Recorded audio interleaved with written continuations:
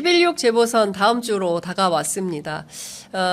어려울 것 같았던 부산 금정구청장 후보 단일화도 주말 사이에 성사를 이뤘습니다. 11.6 재보선이 앞으로 전국에 미치는 영향이 어떻게 될까요? 오늘은 조국혁신당 조국 대표님 모시고 다양한 정치 현안 여쭤보도록 하겠습니다. 어서 오십시오, 대표님. 예, 반갑습니다. 네, 영광에서 부산에서 곡성까지. 예, 곡성까지 예, 얼마나 바쁘십니까? 예, 지금 뭐 예. 제가 그 차량 거리로 네. 10,000km 넘었더라고요.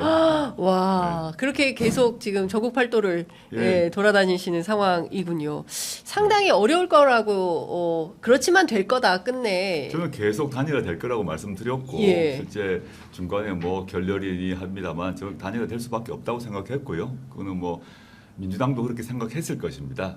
근데 그 과정에서 이제 단일화 과정의 우위를 점하기 위해서 여러 가지 얘기가 나왔던 것 같고, 단일화에 대해서는 민주당도 당과 당 차원에서 민주당과 혁신당도 그리고 뭐 저와 이재명 대표 사이에서도 단일화는 될 수밖에 없다라고 생각하고 있었기 때문에 별로 좀 걱정하지 않았습니다. 네, 한 차례 토론 끝에 여론조사로 이제 김경지 민주당 후보가 이제 단일 후보로 결정이 좀 됐습니다.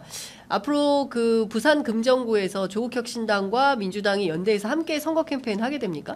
뭐 그럴 수밖에 없겠죠. 예. 서로 양쪽에서 그렇게 공언을 했고, 저희 유재성 후보가 김경지 후보의 총괄선대본부장을 이제 맡을 것이고, 네. 그에 따라 이제 서로 일정을 조정해서 같이 공동 선거 유세를 할 것이라고 보고요. 네. 지금 이제 앞으로 선거가 얼마 남지 않았는데 양 정당이 그리고 양 캠프가 서로 합심해서 좀 안 좋은 조건이라고 하지만 험지 상황이긴 하지만 이겨봐야죠. 네.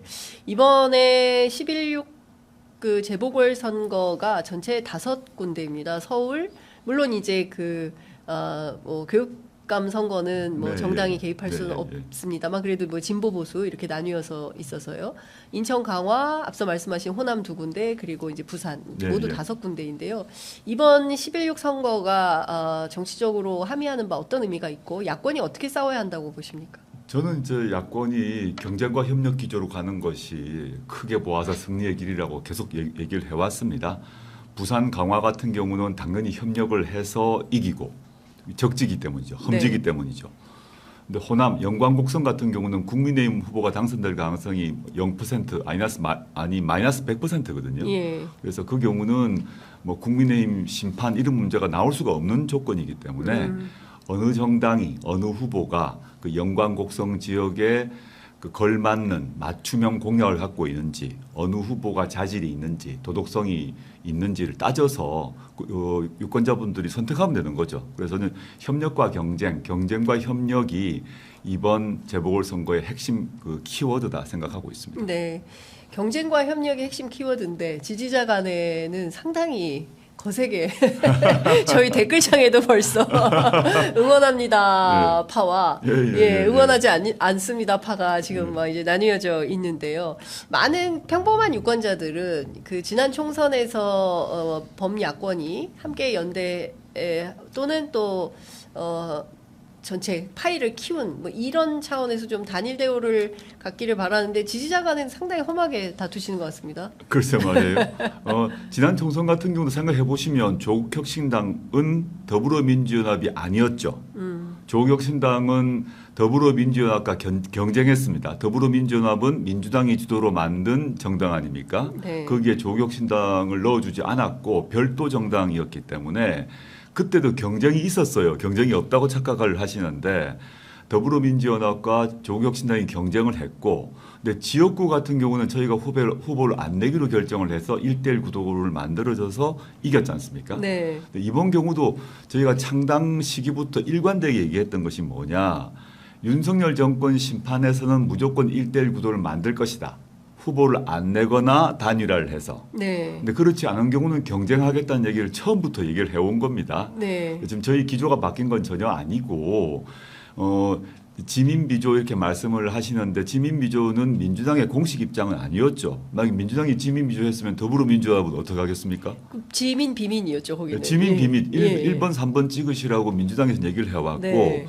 저희는 1구가 됐던 거 아닙니까? 예. 시민들이 판단을 하신 건데 그 점에서 더불어민주연합과 조국혁신당이 경쟁을 한 것은 경쟁했던 것처럼 지금 영광 곡성에서 경쟁을 하는 겁니다. 그 경쟁이 저는 발전을 이루고 우리 야권 전체가 파이가 커지는 효과를 낳았고 지금도 낳고 있으면 앞으로 나을 거라고 봅니다. 네. 근데 지금 보면 당력은 객관적으로 조국혁 신당이 좀 약한 게 사실 아닙니까? 당연하죠. 예, 선대위를 300명 뿌려서 이제 호남 지역에 내려갔다고 하고 예, 또 제가 예. 그 뭐 얘기를 들어보니까 진보당 같은 경우에는 당원 3,000명이 또 영광에 내려가서 예, 막 활동을 하고 있다. 그래서 영광이 제일 뜨겁다. 이런 얘기가 들립니다.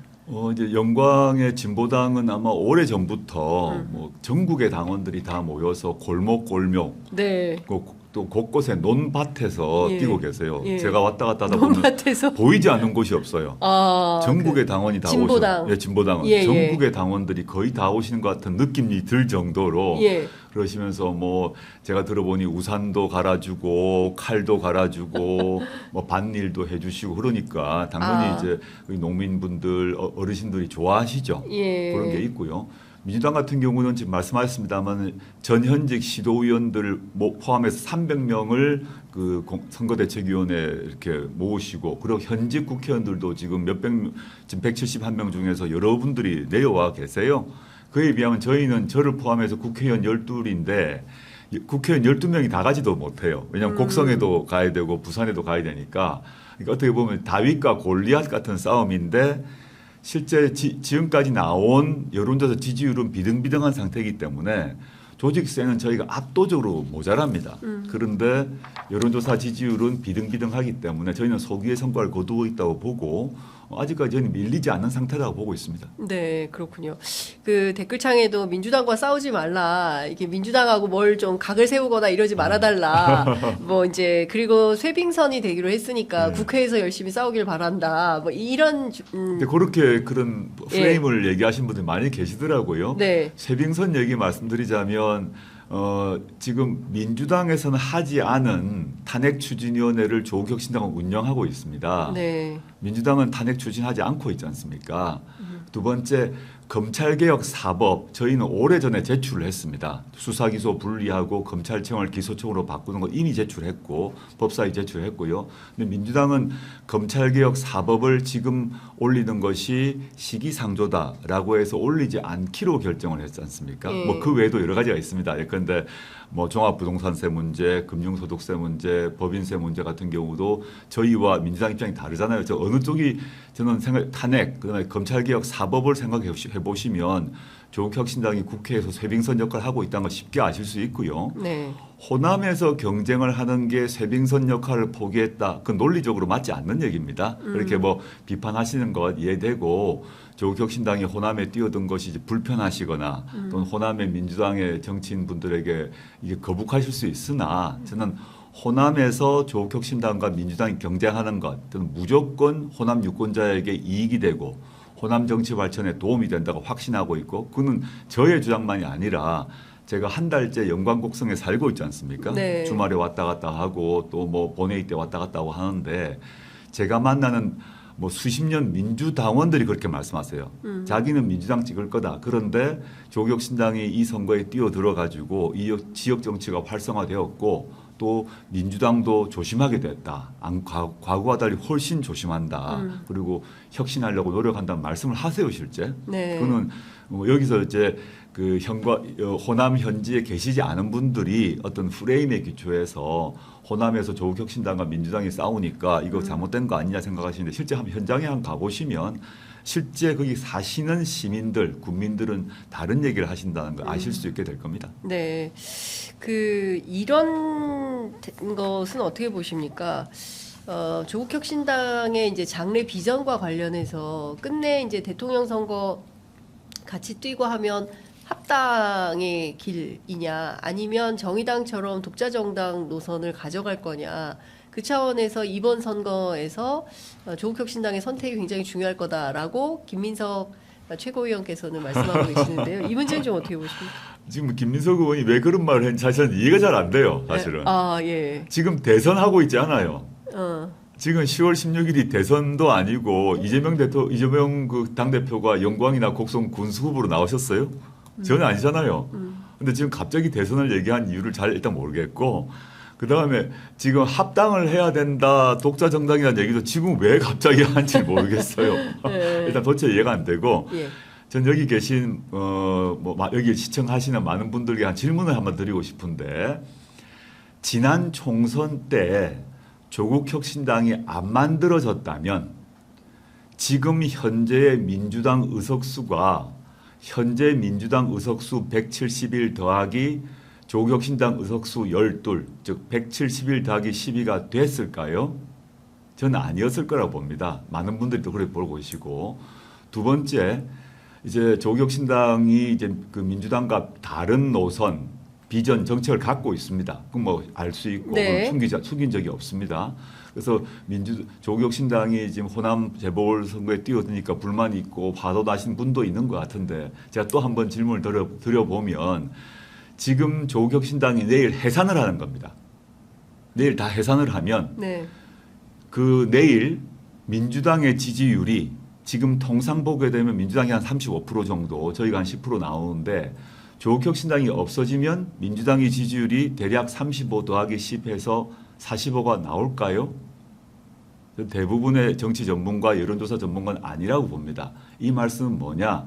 향후 지금 김민석 의원이 뭐 대선이 한참 남았잖아요. 대선 전에 지금 뭐 윤석열 정권은 그 조기 종식이 먼저인데 언제일지 모르지만 대선 시기에 조국혁신당이 사라지면 민주당에 도움이 된다라고 생각하신 분이 있는 것 같은데 저는 그건 틀린 생각이라고 보고요.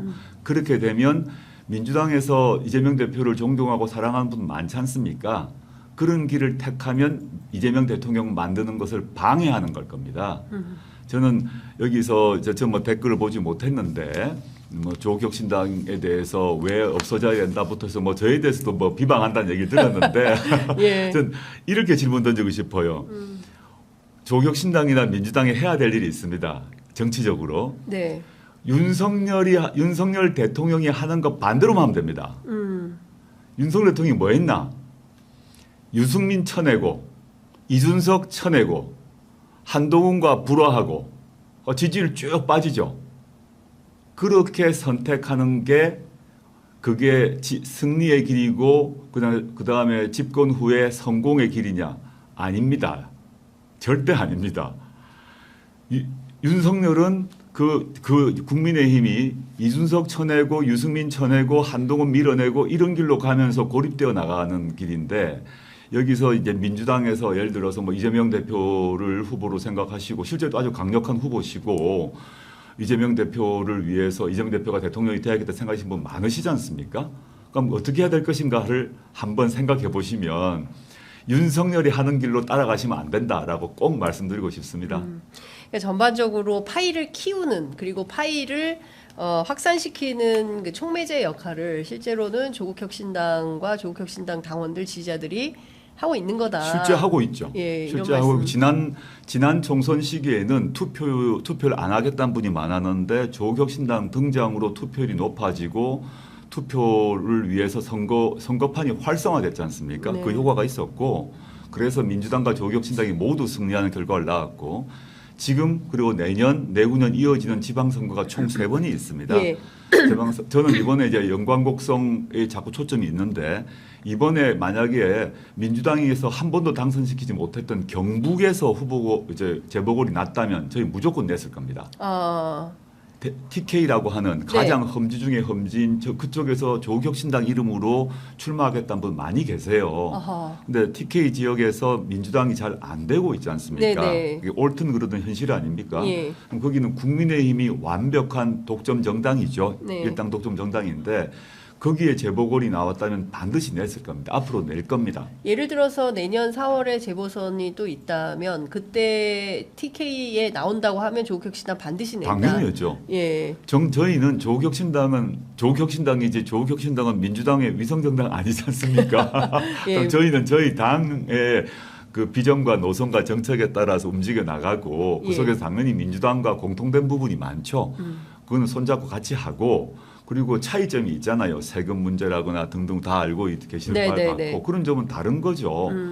그리고 선거에 있어서도 예컨대 TK 지역에 있어서 조국혁신당이 국민의힘 후보를 이기면 나쁜 일이 생깁니까? 민주당이 후보를 못 내는데 예. 조국혁신당이 대구 경북 지역에 후보를 내서 이길 만한 장소가 곳이 있거든요. 예. 민주당은 안 되지만 그럼 저희가 거기 싸워가지고 이기면 민주당에 나쁜 일이 생깁니까? 그 지역이 어디입니까? 그건 제가 말씀드릴 수 없습니다.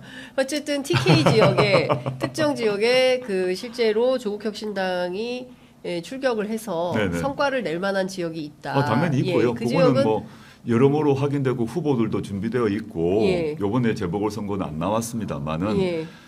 이제 많이 이제 서쪽 벨트, 호남 쪽만 가지고 생각하지 마시고 네. TK 지역 분들은 여러 가지 이유로 옳다 그르다의 문제가 아닙니다. 현실이 윤석열, 김건희에 대해서 매우 싫어하세요 이제. 네. 그 자존심 상하세요 지금. 아주 보수적인 분들인데. 네. 근데 그분들은 평생 거기서 살아가셨던 분인데 평생 국민의힘만 찍었던 분들이 대부분이죠. 그런 분들이 윤석열, 김건희에 대해서는 분노를 하고 계세요. 이분들이 여러 가지 이유로 민주당은 안 찍는다 그러세요. 그 혁신당은 찍겠다 그러세요. 네. 그럼 조국혁신당이 여기 투표를 안 내는 게 맞나요? 그렇죠. 예, 지금 말씀하신 내용은 어쨌든 조국혁신당이 지금은 영광에서 민주당과 경쟁을 하고 부산 강화에서는 민주당과 협력해서 단일 전선으로 싸우는데 네네. 다음 선거에서는 TK 지역 같은 경우에서 새로운 뭐 어떤 승리의 모델을 만들어낸다고 한다면 그 정치 지도가 예컨대 동서로 쫙 나뉘어져 가지고 민주당, 국민의힘 이렇게 쪼개지는 게 아니라 새로운 그 정치 전선이 형성될 수 있다 이런 말씀으로 그게 드립니다. 저희의 목표고요. 아하. 강원도도 마찬가지입니다. 하나 더 말씀드리자면 예. 강원도도 매우 보수적 지역 아닙니까? 그렇습니다. 강원도에서 민주당 뭐 국회의원 말고 시도의원 같은 거 쉽지 않은 지역인데 이제 민주당이 좀 어렵다고 얘기되는 TK 강원도 지역에 저희 쪽은 오히려 괜찮아요. 거기에 대해서 아까 말씀드렸습니다만 네. 저희가 강원도에 후보 안 내는 게 범 전체 민주 진보 진영에 도움이 됩니까?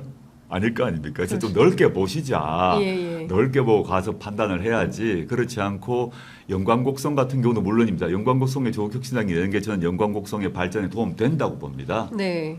넓게 보시고 같이 가서 판을 키워야 실제 대선에 승리를 할 수 있고 대선 승리 이후에도 그 국정 운영의 안정감을 유지할 수 있고 그 다음에 정권 재창출이 됩니다. 그렇지 않고 지금 요 영광곡성 문제 가지고 막 이제 뭐 공방 벌이고 그냥 논쟁할 수 있죠. 당연히 비판하고 후보나 정책에 대해서 검증해야 되지 않습니까?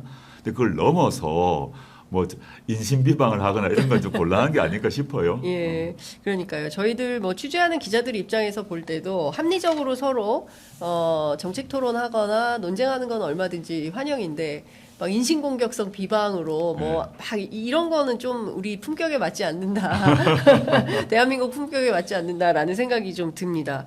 그 선거 얘기 이 정도 하고 예. 전국이 워낙 혼란스러워서 전국 얘기 좀 여쭤보도록 하겠습니다. 어제 강혜경 씨가 인터뷰를 했고요. 오늘 아침 보도에 보면 명태균 씨가 또 인터뷰를 했습니다. 두 내용을 종합해 보면 지금 윤석열 정권이 정상적으로 작동되고 있다고 보기 상당히 어려운 내용들이 포함이 되어 있습니다. 대표님 어떻게 보셨습니까? 저도 그 인터뷰 전체는 다 보지 못했어요. 근데 부분 중요 부분만 봤는데 이제 지난 대선 후 저는 물론이고 대선 후에도 윤석열, 김건희 두 사람의 의사결정 과정에서 비선이 작동했다라고 판단할 수밖에 없어요. 네. 그리고 거기서 특히 김건희 씨 및 김건희 씨 관련 인맥이 현재 국정 운영에 깊숙이 관여하고 있다라고 볼 수밖에 없습니다.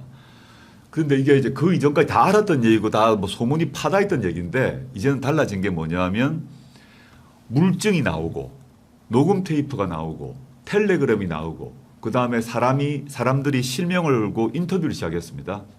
전 이게 이제 국정농단의 꼬리가 드디어 드러났고 다 숨어 있었는데 꼬리를 드러내게 된 상황이었고 저는 조국혁신당과 민주당이 그 꼬리를 잡고 당기면 몸통이 나올 것이고 그 몸통은 윤석열, 김건희일 거라고 저는 생각합니다.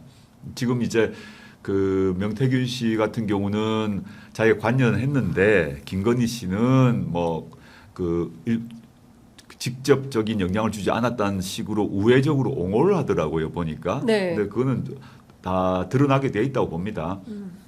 김건희 씨가 지금 관여한 게 그 정도가 아니기 때문에 광범하게 국정에 개입한 것으로 저는 알고 있고 지금 뭐 오늘자든가요? 오늘자든 중앙일보 네네. 김학영 대기자 그 칼럼을 보고 실소를 금할 수 없었는데 제가 들었던 얘기 그대로 나왔던데 예.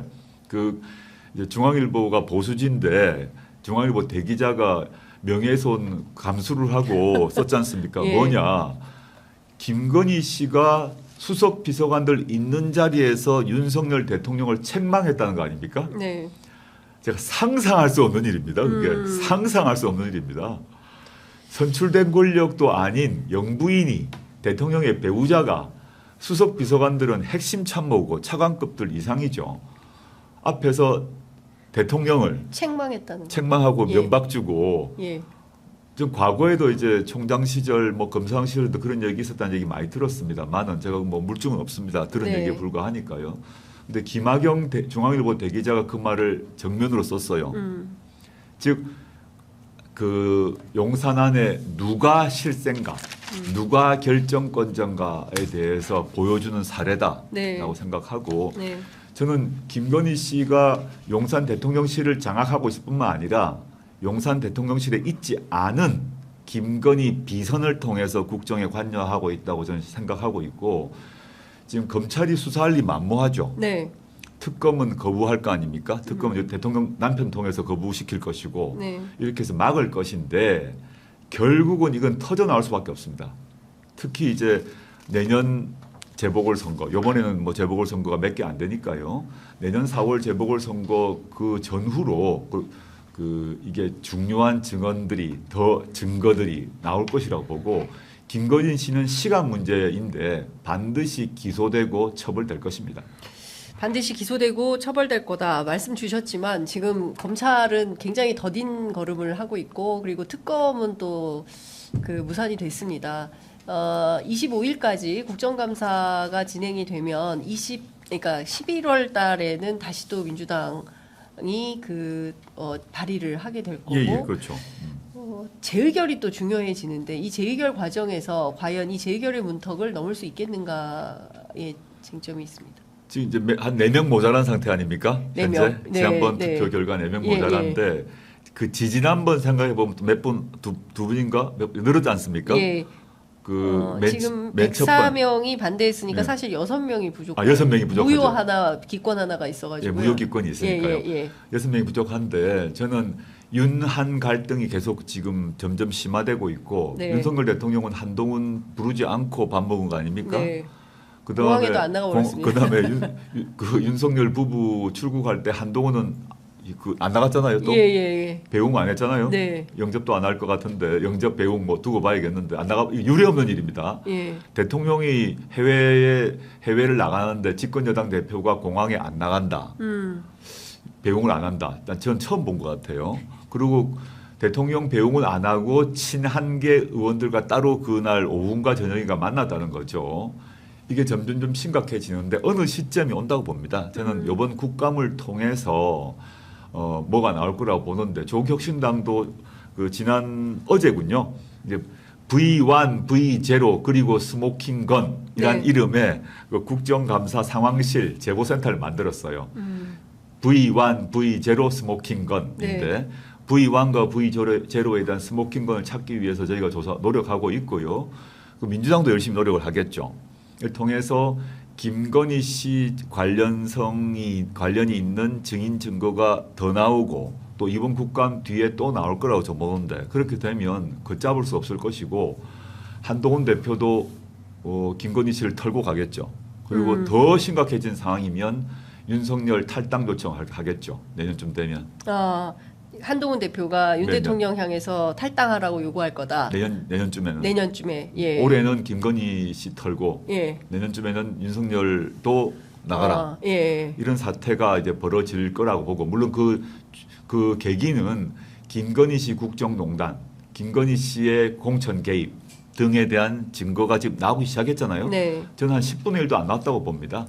점점 나오게 되면 네. 이제 그 통제할 수 없을 것이고 예. 며칠 전에 동아일보 이기용 논설위원인가요? 네. 그분이 칼럼 쓴 걸 봤는데 네. 동아일보도 뭐 당연히 보수지 아닙니까 조중동에 제목이 그렇더만요. 김건희 씨는 반드시 처벌받아야 된다고 썼더만요. 예, 사법 처리가 불가피하다. 예, 불가피하다. 반드시 그렇게 가는 게 제일 좋은 방법이다. 네, 빨리 김건희 씨 처벌해라. 예. 그게 보수가 사는 길이라고 동아일보 논설위원이 그 칼럼을 썼어요. 이게 네. 뭐냐면 그 정도 동아일보에서도 수집한 보고된 정보가 있다는 거 아니겠습니까? 그렇습니다. 오늘 예. 또 중앙일보도 마찬가지고 네. 이제 수면 위로 떠오를 일만 남았다고 보고 있습니다. 이기용 칼럼에서 김건희 수렁 사법심판대 서는 게 유일한 탈출구다라는 제목의 이제 기사가 나왔습니다. 대표님 제가 이것 좀 여쭤보겠습니다. 네. 법학자기도 하시니까 그 명태균이라는 사람이 이제 여러 군데 인터뷰를 하고 있는데요. 그 가운데 중요한 포인트 중에 하나가 여론조사입니다. 그 지난 대선 과정에서 여론조사 비용으로 3억 6천만 원 가량을 집행을 했는데 그 돈을 실제로 캠프나 뭐 MBC 보도에 따르면 캠프에서 집행한 사실이 없고 네, 네. 그러면은 이게 법률적으로 위배되는 것은 아닙니까? 그리고 그 대가로 어제 그 강혜경 씨 인터뷰에 따르면 김영선 의원 공천이 그 대가다라고 하면 이 자체로 문제가 없겠습니까? 저는 이제 당연히 문제가 되죠. 네. 뭐 일단 여론조사 관련해서 그 여론조사 관련 규정을 지켰는지에 대한 얘기 따져봐야 되고 이미 명태균 씨는 자기 여론조사 관련해서 여러 번의 과태료인가요 벌금인가 네. 그 저희 박은정 의원이 밝힌 건데 맞습니다. 이미 제재를 받은 사람 아닙니까? 네. 즉 여론조사를 하는 데 있어서 그 방법, 질문 등에 있어서 문제가 있음이 확인된 사람인데 일종의 여론조사를 통한 여론 조작인 거죠. 그것 때문에 문제가 돼서 이미 처벌과 제재를 받은 사람입니다. 근데 이 사람이 공천에 개입을 한 거잖아요. 김영선 같은 경우 첫 번째는 성공했고 두 번째는 실패했지 않습니까? 네. 근데 재밌는 게 이제 그 여론조사비는 못 받았잖아요. 예. 여론조사비는 못 받았는데 두 가지의 대가를 받은 게 하나는 하나는 이제 김영선 공천을 받은 거죠. 예. 두 번째는 김영선 씨가 세비의 반을 줬다는 거 아닙니까? 그렇습니다. 국회의원 세비의 반이 명태균 씨한테 갔다는 거 아닙니까? 예. 전 이미 수사를 하고 있는 것을 알고 있는데 전 공직선거법 위반 문제, 정치자금법 위반 문제 다 걸린다고 보고요. 이 과정에서 이제 명태균, 김영선만의 문제가 아니라 네. 명태균 씨의 말에 의하자면 자신이 아크로비스타 가서 다 보고 여러 번 했다는 거 아니에요? 맞습니다. 그때 윤석열, 김건희 씨가 무슨 말을 했는지 그 여론조사 관련해서 또는 그 뒤에 대가와 관련해서 어떤 약속을 했는지 네. 다 수사 대상입니다. 사실은 예. 이 경우 김건희 씨는 사인이기 때문에 그 대통령이 아니니까 네. 지금 윤석열 재임 기간 동안에 불소추 특권이 없어요. 예. 근데 사실상 불소추 특권을 가진 사람이 됐어요. 지금 본인은 대통령이 아닌데. 그래서 헌법상 불소추 특권이 없다는 거죠. 윤석열처럼. 예. 근데 실제 사실상 불소추 특권을 누리고 있고 네. 불소추만이 아니라 불수사 특권을 누리고 있어요. 불수사. 예. 그러니까 소추 이전에 뭐 예, 기소 이전에 수사니까 수사와 기소를 합해서 이제 소추라고 넓게 얘기하자면 네. 어떤 수사도 받지 않고 있는 거죠. 그럼 당연히 기소도 안 되고 있는 상태입니다. 이런 경우를 국민들이 참을 수 있을 것인가 저는 못 참다고 보고요. 지금까지 다 알고 계시고 여론조사를 보더라도 현재 지역적으로는 TK 나이로선 70대 정도만 윤김 정권을 지금 받쳐주고 있는데 몇 가지 증거, 몇 가지 그 증언만 나오면 어느 순간 바로 무너질 거라고 봅니다. 그 시점이 언제라고 보십니까? 이번 국감 때라고 보십니까? 아니면 국감 넘어서까지? 지금? 이번 국감에서 뭐 조국혁신당과 민주당 열심히 뛰고 있는데요. 네. 그 증거와 증언을 잡기 위해 노력하고 있습니다. 그때 유의미한 게 나오면 이제 한번 큰 1차 타격이 있을 것이고 그게 안 되더라도 내년 재보궐선거 네. 이때가 또 중요한 고비일 것이라고 보는데 저는 이미 물건 터졌다고 보고 있습니다.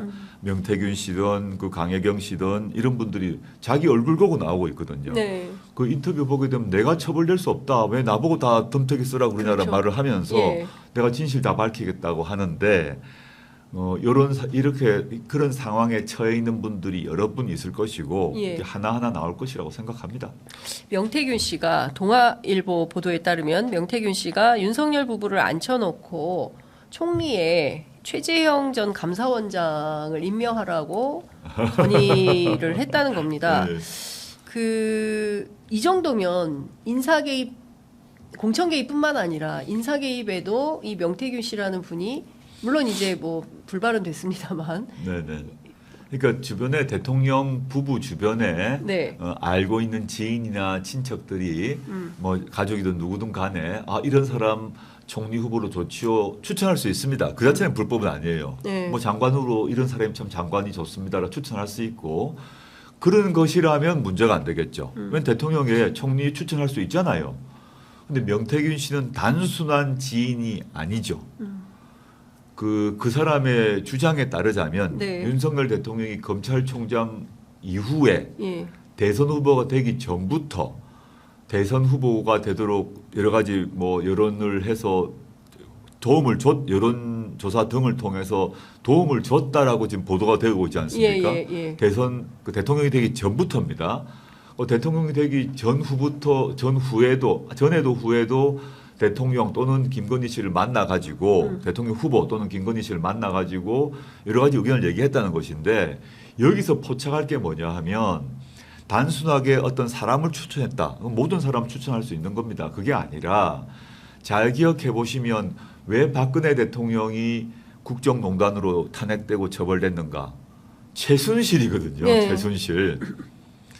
최순실이란 전혀 그 대통령실 직원도 아니고 공무원도 아니고 이런 정체불명의 사람이 당시 청와대를 몰래 왔다 갔다 하면서 뭐 또 대통령 연설문도 고치고 예. 또 국정 방향에 대해서도 코멘트를 했다는 거 아닙니까? 네. 사람을 총리를 추천했다는 것 말고 명태균 씨가 더 한 게 있을 것이라고 저는 봅니다. 사람 추천 말고. 사람 추천 말고. 이제 국정 방향에 대해서 국정 방향, 예. 이 정책을 취해야 됩니다. 이렇게 해야 됩니다. 이걸 해야 됩니다. 이게 최순실이 한 거하고 비슷한 겁니다. 예. 사람 추천은 다 할 수 있어요. 예. 인사 추천 말고 예를 들어 가정입니다. 네네. 예를 들어서 명태균 씨라는 사람이 의대 정원 2,000명으로 해야 됩니다. 라고 추천을 했다고 가정입니다. 가정, 예. 그에 대해서 대통령이 맞아. 보건복지부에 그 이전에 보건복지부는 2,000명이라 얘기한 적 없어요. 문재인 정부 시절에. 예. 문재인 정부 근데 2,000명이라는 숫자 관련해서 회의록이 없지 않습니까? 맞습니다. 근데 명태균 씨건 천공이건 뭐 어느 비선이든 간에 그런 정책적 제안을 하고 소통을 하고 그게 국정의 과제로 채택되었다라는 것이 확인돼야 되죠. 윤석열 대통령이 지금까지 여러 가지 국정 중요한 결정을 하는데 많은 분들이 합리적으로 이해하지 못하는 여러 가지 결정을 한 게 있어요. 지금까지. 예. 의대 정원 2,000명 말고도. 네. 뭐 그 너무 많죠. 한두 개가 아니지 않습니까? 하면 뭐 지금 수십 개가 되는 걸 기억나는데 그 과정에서 명태균 씨의 보고서 여론조사 말고 보고가 있었다면 지금 이제 천공이 많이 얘기된 게 그 윤석열 대통령이 이해할 수 없는 결정을 하게 되면 많은 사람들이 천공의 강의를 찾아보잖아요. 맞아요. 예. 그 몇 개월 전에 천공이 말한 게 나오잖아요. 예. 근데 이거는 이제 우연이겠지라고 이제 사람들이 생각을 합니다. 네. 또 비판도 이거 뭔가 의심을 하지만 연결고리를 찾을 수는 없었어요. 몇 개월 전에 천공이 이런 얘기를 했는데 알고 봤더니 몇 개월 뒤에 윤석열 대통령이 같은 말 하더라. 뭐 한두 개가 아닌데. 네. 근데 이제 명태균 씨는 그런 문제를 넘어섰죠. 보고서를 만들어서 윤석열, 김건희 이 두 사람에게 제출했다는 거죠. 네. 그 내용이 뭐냐를 봐야 되죠. 단순히 여론조사 문제, 그다음에 김영선 공천 문제만이 아닐 것이라고 저는 생각을 하고 있습니다. 네. 수사를 통해서 밝혀야 된다라고 보고 있죠. 이 특검이 아니고서야 도저히 그 밝히기 어려운 내용들일 것 같은데 혹자는 지난 대선에서 여론조사 문제 그리고 이게 공선법 위반에 해당이 된다고 한다면 이게 당선 무효까지 가능한 거 아니냐? 이거 대통령 선거 다시 해야 된다. 이제 이렇게 주장하시는 분들도 있는데. 예, 그건 아직 뭐 증거가 확보되지 않았기 때문에 단언할 수 없고요. 예. 그 과정에서 윤석열 대통령 또는 윤석열 후보, 정확히 당신 후보겠죠. 윤석열 후보 그리고 그 캠프가 명태균 씨의 여론조사에 어떤 관여를 했는지 또 어떤 대가를 했는지가 확인되면 그 말씀을 할 수 있죠. 아직까지는 지금 알 수는 없다라고 예. 봅니다. 특검이 굉장히 중요할 것 같습니다. 특검을 통해서 밝혀야 할 진실, 그리고 실제로 이 국정운영 뭐 대통령실에서 김대남 녹취록을 통해서 나오는 내용을 보면 정말 야, 이 정도 수준으로 운영을 한단 말이냐. 오늘 뭐 방금 전에 왔던 김태형 기자는 김건희 십상시가 있다라는 얘기까지 지금 나오는 상황인 건데요. 비선을 통해서 모든 결정을 하기 때문에 대통령실 그 공식적인 라인에서는 내용을 잘 모르고 있는 경우가 왕왕 있다. 이런 얘기가 나옵니다. 공식 실장, 수석, 비서관, 행정관 의사결정 구조가 있는데 예. 그 서열이 있죠. 공무원 서열이기도 하고 네. 실장, 수석, 그다음에 비서관, 선임행정관, 행정관 이 구조에 따라 결정을 하고 대통령이 최종 결정하는 것이 정상인데 지금 뭐 김건희 십상시라고 하는 게 10명만 아니라고 저는 알고 있는데 네. 이미 이름이 거론된 뭐 국정기획비서관, 뭐 홍보비서관 등등 말고도 행정관 차원에서도 김건희 씨 라인이 너무 많이 들어갔거든요. 예. 그래서 오늘 그거는 뭐 저 중앙일보 이하경 그 논설위원도 그 말을 슬쩍 했던데 제2부속실을 만들어 가지고 제2부속실에 김건희 씨 라인을 다 넣으려고 했더니 너무 많아서 다 배치를 지금 못하는 지경이다라는 겁니다. 네. 워낙 김건희 라인이 많이 들어와 가지고 이제 나름대로 이제 문제를 느끼는 김건희 라인을 견제해야겠다고 생각하는 그 내에도 정상적인 사고를 하는 뭐 수석 실장들이 있겠죠. 그래서 이 사람들을 정리를 하자 했는데 정리를 하기가 힘든 정도의 수가 지금 들어와 있는 겁니다. 그러니까 통상은 행정관, 선임행정관, 비서관, 수석, 실장 이 단위로 올라가면서 보고하고 결정을 해야 되는데 예. 그 공식 서열과 관계없이 김건희 라인이 더 센 거죠. 이게 문제인 거죠. 근데 그러니까 이렇게 실장도 수석도 비서관도 김건희 라인 행정관을 눈치 봐야 되는 거죠. 그러니까 이게 공식적인 체계가 다 그 무용이라는 표현은 좀 너무 과격한지 모르겠습니다만 의미가 좀 그렇게 세지 않은. 아니 수석들 앞에서 영부인이 대통령 면박을 주는데 그걸 보고 소문이 바로 나는 건데 예. 그러면 수석들이 이거 큰일 났다. 여사님 눈치 안 보다가는 대통령이 오케이 해도 여사님한테 오케이 못 받으면 다 없어지는구나를 그냥 시전한 거죠. 예. 그 중전마마가 이제 좀 어리석은 왕이 있고 좀 그 영리한 중전이 있을 경우 네. 실제 신하들이 중전마마한테 선을 낳는 거 아닙니까? 그리고 그 어리석은 왕과 그 이제 중전마마가 나라를 지배를 하는 경우 만약에 그 두 사람 사이에 자식이 없어서 왕손이 없는 경우에 보통 왕세제 왕의 동생으로 가지 네, 않습니까? 예. 한동훈으로 생각해 봅시다. 예를 들어서 예. 그럼 그 실세이고 영리하신 중전마마는 그 왕세제가 예쁘겠어요, 믿겠어요? 뭐 못 견디겠죠. 못 견디겠죠. 예. 즉 대한민국이란 민주공화국이라고 생각하시면 안 된다.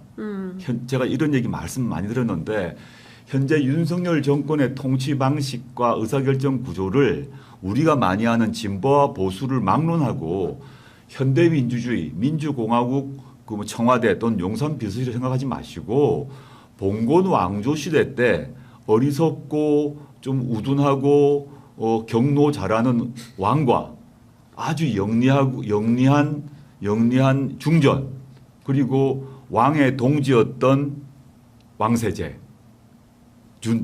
아직 세자 책봉은 안 됐어요. 안 됐어요. 근데 왕세제죠. 왕세자가 예. 아닌 예. 왕세제가 어떻게 움직였을까? 우리 옛날 드라마에서 뭐 여인천하 뭐 이런 거 많이 보지 않습니까? 그때 네. 일어난 일들이 지금 벌어지고 있는 것이고 그럼 그런 시스템 하에서는 공식 시스템이 의미가 없어요. 영의정이 누군지 형조 판서가 누군지 이조 전랑이 누군지 무슨 의미가 있어요. 아무 의미가 없는 거예요. 예. 그러니까 용산에서 국무총리가 어떤 생각인지 장관이 누군지 수석실장 아무 의미가 없는 거예요. 네. 지금. 그렇게 봐야 이 사태가 이해가 된다라고 봅니다. 사실상 여사의 나라네요.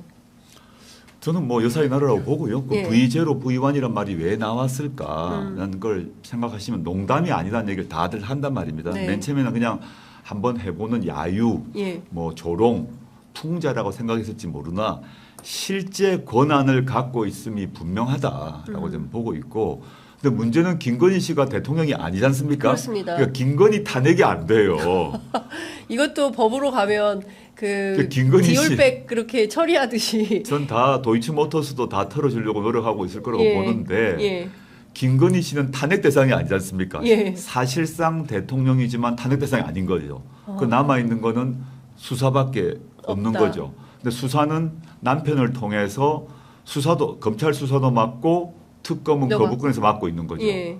그래서 이 권력이 돌아가는 구조를 보면 권력의 이제 지금 국회에서 거부권 행사건 뭐 등등을 보면 누구를 보호하려고 국회의원들이 나서고 있는가, 네. 누구를 보호하려고 국가기관, 특히 국가형벌기관이 움직이고 있는 걸 보시면 네. 한 사람이잖아요. 그렇습니다. 예. 검찰, 경찰, 권익위 뭐 등등등등등. 그다음에 국회의원 171명이 일치 단계에서 뛰고 있는데 최종 보호하려고 있는 사람이 누군가가 실세잖아요. 네. 누구를 보호하려고 하고 있습니까? 오히려 윤석열보다는 김건희 보호하려고 하는 것 같은데요. 그러면 지금 국면에서 이것을 이대로 계속 끌고 갈 수는 없지 않겠습니까? 어떻게든 결론을 내서 정리를 좀 해야 정상적인 국가 시스템이 돌아가게 되는 것인데. 그러니까 민주당과 조국혁신당은 네. 다시 강화된 특검법을 김건희 특검법을 낼 겁니다. 네. 그러면 또 김건희 씨가 가만히 있겠어요? 대통령한테 뭐 또 거부하세요. 어. 이렇게 하면 이제 대통령이 알았어 하고 이제 예. 또 지시해서 거부할 거 아닙니까? 그러나 국민의힘 국회의원들이 계속 그런 상태로 갈 수는 없습니다. 저는 어느 시점에 김건희 특검법이 국민의힘 일부 이탈자를 포함해서 통과되는 순간이 옵니다. 그 순간 정권은 무너지죠. 근데 김건희 씨는 알고 있어요. 네. 결사적으로 막을 것이라고 봅니다. 본인이 알고 있기 때문에. 본인이 본인의 운명을 알고 있기 때문에 알고 있죠. 결사적으로 막을 텐데 그 힘을 뭐 지금 김건희 씨가 우리나라 발전을 위해서 고민할 것 같습니까? 민생, 경제 그런 고민이 아닐 거 아니에요. 그러니까 그 봉건 시대 때 그런 영리한 중전의 관점에서 관심이 뭘까? 아, 농민들이 지금 흉작이 들어서 안 됐어. 이런 고민할까요? 아니잖아요.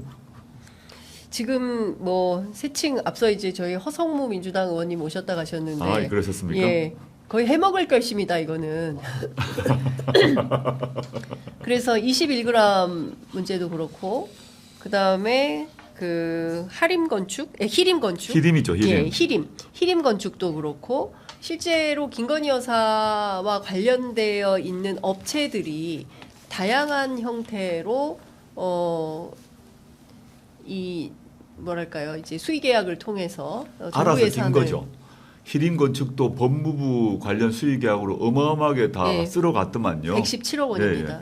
21g 같은 경우는 이제 아주 영세 기업인데도 예. 가져갔고 이게 이제 김건희 씨가 직접 지시했는지는 알 수 없으나 저의 추측인데 김건희 라인에 용산의 비서관 행정관들이 다 던졌을 거라 봅니다. 알아서 기라고. 네. 여사님 중전마마가 기뻐하시도록 하셔야 되지 않느냐라고 했고 즉 정치 권력을 어떻게 하면 끝까지 놓지 않고 쥐려고 하는 욕망 그 다음에 그 권력을 통해서 자기 자신 또는 자기 자신의 지인들이 재정적 이익을 얻도록 하는 욕망 두 가지 외에 관심이 뭐 있을까요?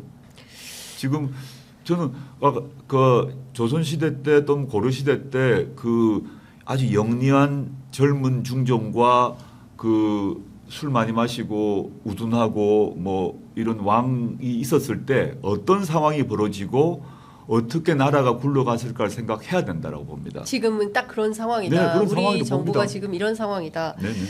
그런 그래서 의병들이 막 일어나지 않습니까? 예. 그러면 광군 풀어서 막 조지고 네. 반대 비판 얘기하는 선비들은 사양 내리고 네. 뭐 이런 거 아닙니까?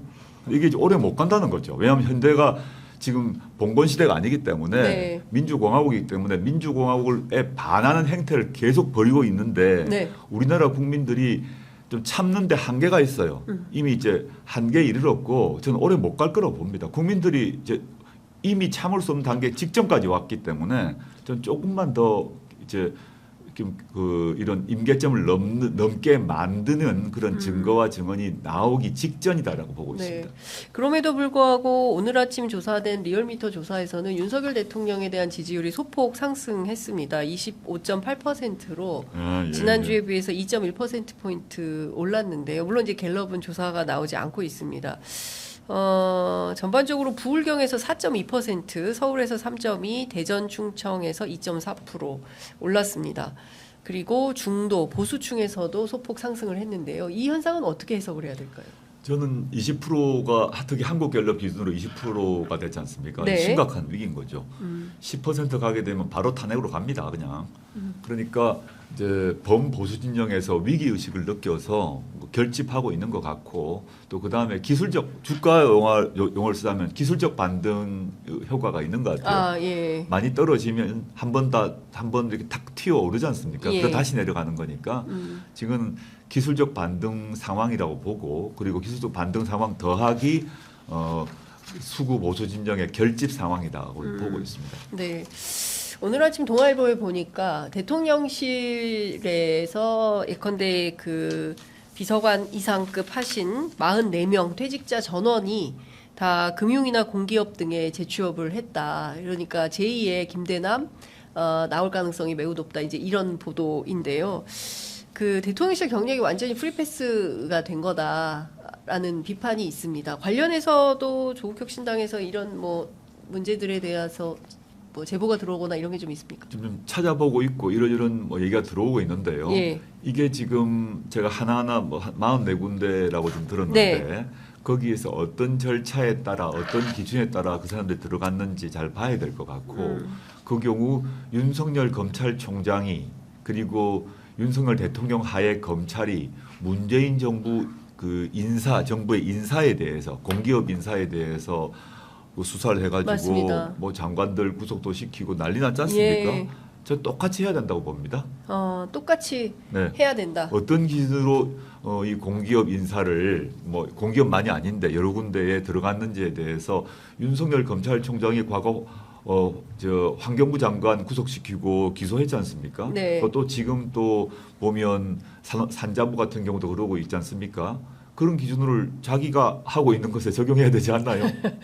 예, 똑같이 해야 된다. 네, 예. 똑같이 해야죠. 예.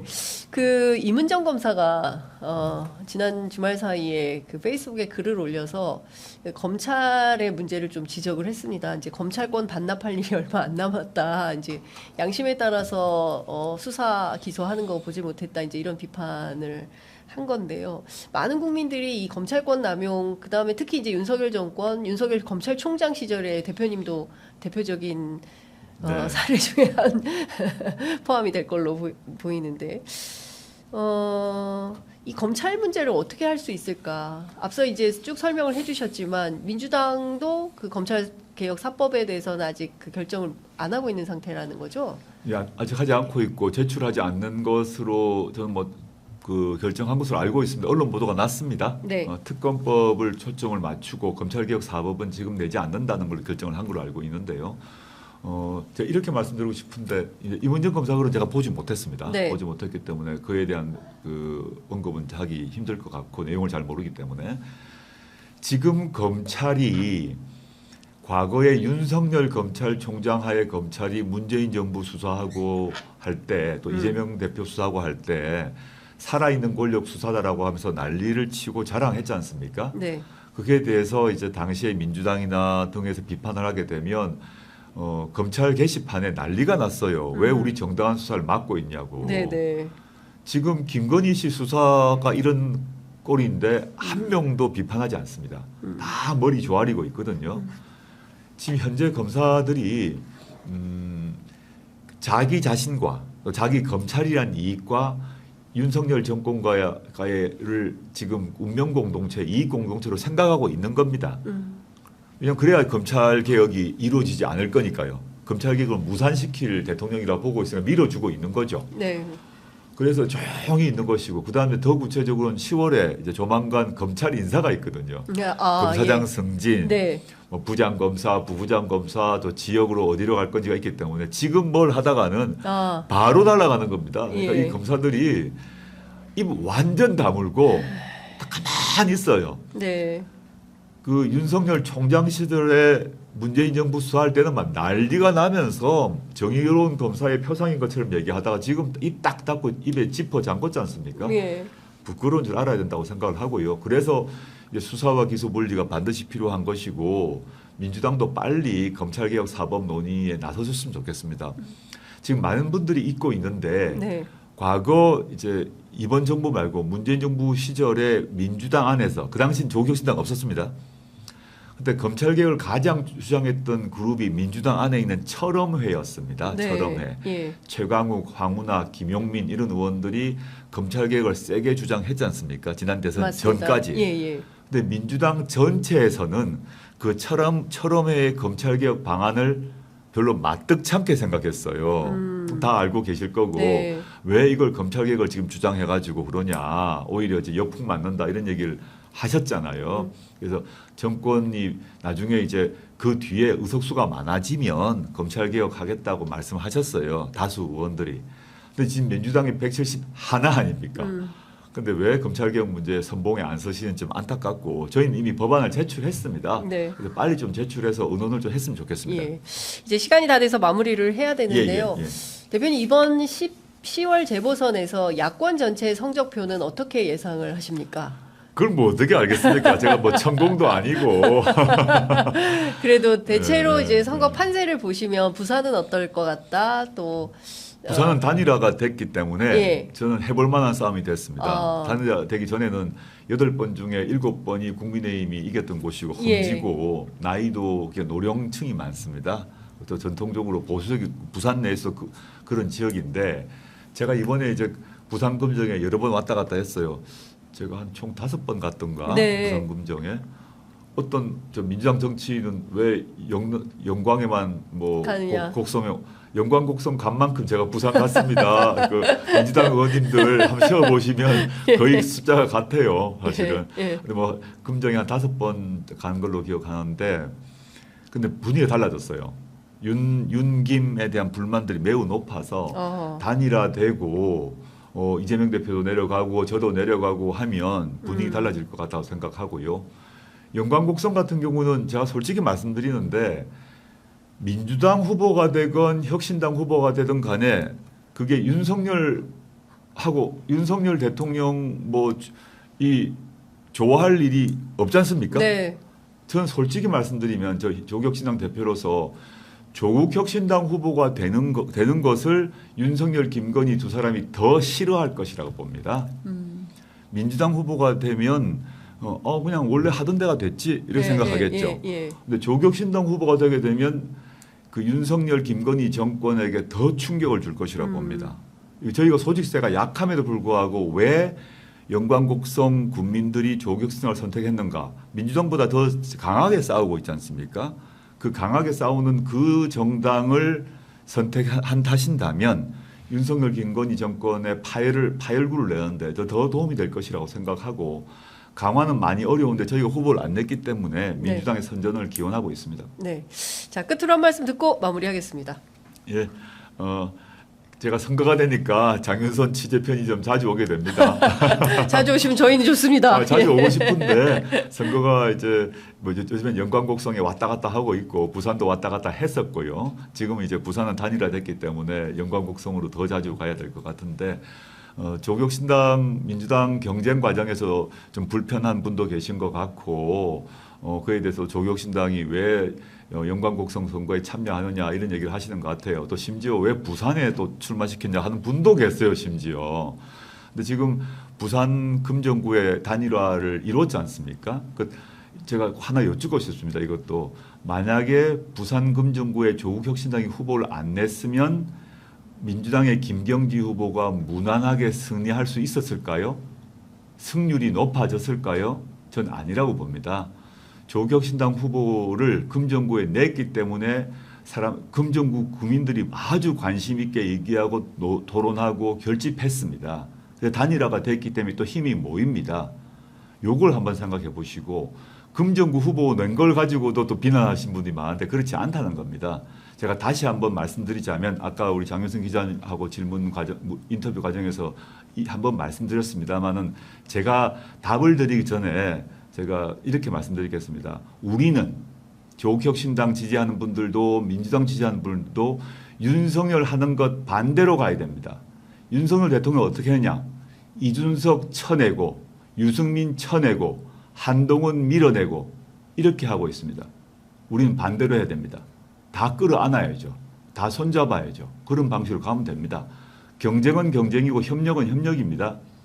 조국혁신당은 경쟁할 때는 경쟁할 것이고 협력할 때는 협력할 것이고 이 기조를 한 번도 바꾼 적이 없습니다. 윤석열 정권과 1대1로 싸워야 이기는 그런 상황에서는 항상 1대1 구도를 만들어 왔습니다. 한 번도 그걸 놓친 적이 없습니다.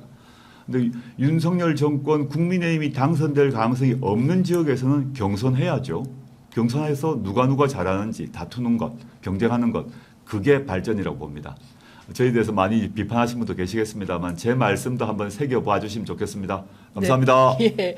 한국일보 인터뷰를 통해서 남진 나훈아 팬클럽도 싸우더라. 저는 예. 나훈아를 좋아하는데 노래 가수로는 나훈아를 좋아합니다. 예, 근데 예. 어린 시절에 많이 부른 노래는 남진이었어요.